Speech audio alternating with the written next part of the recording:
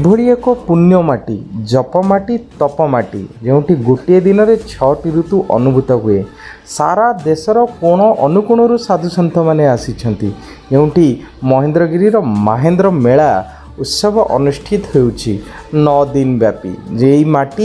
ଯେଉଁ ମାଟି ଇତିହାସର ମୁକ ସାକ୍ଷୀ, ଯେଉଁ ମାଟି ରାମାୟଣ ମହାଭାରତର ସଂସ୍କୃତି ପରମ୍ପରାକୁ ଆଜି ବି ଜାବୁଡ଼ି ଧରିଛି, ଯେଉଁ ମାଟିରେ ପରଶୁରାମ ଆଜି ବି ଜୀବିତ ଅଛନ୍ତି, ସେଇ ମାଟି ମହେନ୍ଦ୍ରଗିରିର ମାଟି। ଆଉ ସେଇ ମାଟିରେ ଅନୁଷ୍ଠିତ ହୋଇଛି ଏକ ବିଶ୍ୱଶାନ୍ତି ମହାଯଜ୍ଞ।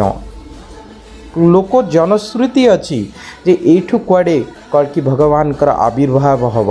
ସେଇ 12 ହାତ ଖଣ୍ଡା ଧରି କଳା ଘୋଡ଼ାରେ ଓହ୍ଲେଇ ଆସିବେ ଆଉ କଳିଯୁଗକୁ ନାଶ କରିବେ। ଏହି ଅବସରରେ ଦେଶର ବିଶିଷ୍ଟ ତୀର୍ଥସ୍ଥାନରୁ ସାଧୁ ସନ୍ଥ ଏବଂ ପଣ୍ଡିତ ମାନେ ଆସିଛନ୍ତି, ଯାହାଙ୍କ ଦ୍ୱାରା ସେଠି ଭାଗବତ ପାରାୟଣ, ରାମଚରିତ ମାନସ ପାଠ, ନାମ ଯଜ୍ଞ, ଜପ ଯଜ୍ଞ, ଜ୍ଞାନ ଯଜ୍ଞ ଏବଂ ଅନ୍ନ ଯଜ୍ଞ ସହିତ ନବକୁଣ୍ଡୀୟ ମହାଯଜ୍ଞ ମଧ୍ୟ ହେଉଛି। ତ ନିହାତି ଭାବେ ଏତେ ବଡ଼ ଆଧ୍ୟାତ୍ମିକ ସମାରୋହକୁ ଅନୁଭବ କରିବାର ସୁଯୋଗ ଆପଣମାନେ ଜମାରୁ ବି ହାତ ଛଡ଼ା କରନ୍ତୁ ନାହିଁ। ଆପଣମାନଙ୍କର ସୁବିଧା ପାଇଁ ସେଠି ସରକାରଙ୍କ ଦ୍ୱାରା ଖାଇବା ଏବଂ ରହିବାର ବ୍ୟବସ୍ଥା ମଧ୍ୟ ଅଛି।